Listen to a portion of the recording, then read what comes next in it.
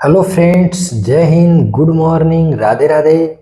तो स्वागत है आपका अपना YouTube channel edge educational knowledge में। आज प्यारे साथियों, बहुत छोटा सा, प्यारा सा और बहुत ही महत्वपूर्ण क्लास लेकर के हम आए हैं।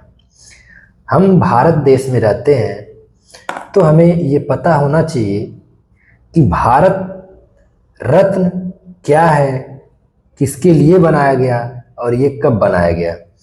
तो आज इसी टॉपिक पे हम थोड़ा सा चर्चा करेंगे।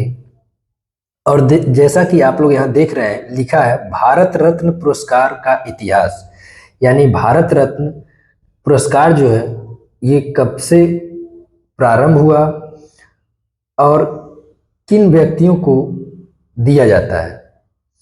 तो प्यारे साथियों, क्लास को पूरा देखिए और अगर आप हमारे चैनल पर नए हैं तो चैनल को सब्सक्राइब जरूर करिए। तो चलिए आज का क्लास हम शुरू करते हैं। देखिए यहाँ लिखा हुआ है भारत रत्न, जिसका अर्थ है भारत का रत्न। रत्न का मतलब ये हो गया जो अपने आप में बहुत ही मूल्यवान होता है, कीमती होता है। भारत का रत्न यानी भारत रत्न की स्थापना भारत के राष्ट्रपति द्वारा की गई थी। इसकी शुरुआत जाति, व्यवसाय, पद या लिंग की परवाह किए बिना व्यक्तियों द्वारा किए गए असाधारण योगदान को मान्यता देने के लिए की गई थी। यानी वह योगदान जो अपने आप में बहुत बेमिसाल हो। बेमिसाल का मतलब जिसका कोई मिसाल ना हो। असाधारण योगदान मतलब वो अपने आप में कोई साधारण योगदान न हो।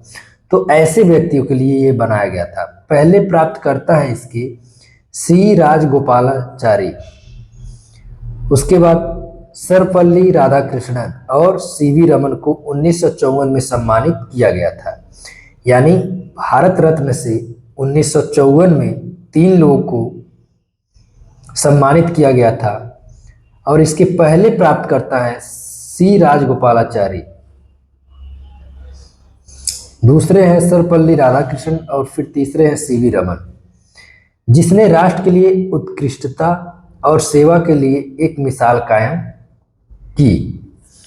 यानी उन्होंने अपने राष्ट्र के प्रति अपनी पूरी ईमानदारी निष्ठा से बहुत बड़ी भूमिका निभाई। अब देखेंगे भारत रत्न पुरस्कार के लिए पात्रता। यानी भारत रत्न के लिए क्या पात्रता होनी चाहिए, क्या आपके अंदर योग्यता होनी चाहिए, क्या क्षमता होनी चाहिए, क्या गुणवत्ता होनी चाहिए।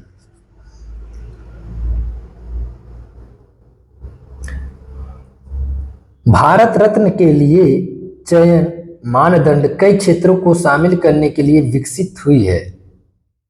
शुरू में साहित्य, कला, विज्ञान और सार्वजनिक सेवाओं तक सीमित था, लेकिन दिसंबर 2011 में इसे मानव प्रयास के किसी भी क्षेत्र को शामिल करने के लिए विस्तार किया गया।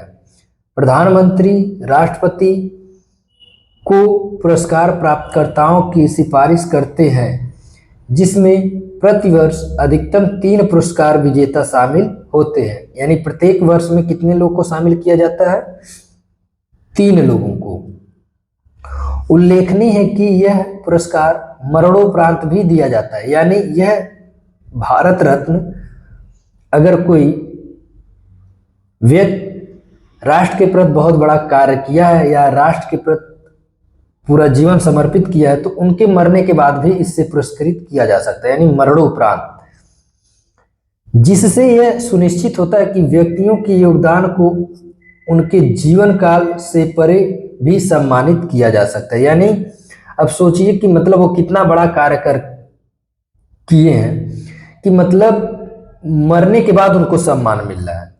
तो यह अपने आप में बहुत बड़ी बात है और असाधारण है। भारत रत्न पुरस्कार के पीछे का अधिकार। अब देखिए, अगर भारत रत्न मिल रहा है तो वह कितना उनको अधिकार मिलता है। भारत के राष्ट्रपति प्रधानमंत्री द्वारा दी गई संस्तुतियों के आधार पर भारत रत्न प्रदान करने में अंतिम प्राधिकारी है। यह प्रक्रिया पुरस्कार की प्रतिष्ठा को रेखांकित करती है, क्योंकि यह सीधे राष्ट्र के सर्वोच्च पदों से जुड़ा हुआ है और भारत के सबसे प्रतिष्ठित नागरिकों की द्विदलीय मान्यता को दर्शाता है।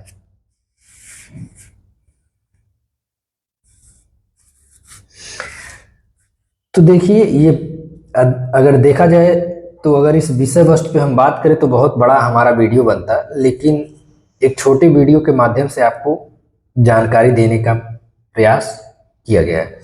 अब देखेंगे भारत रत्न 2024 विजेताओं की सूची, यानी 2024 में किसको किसको दिया गया था।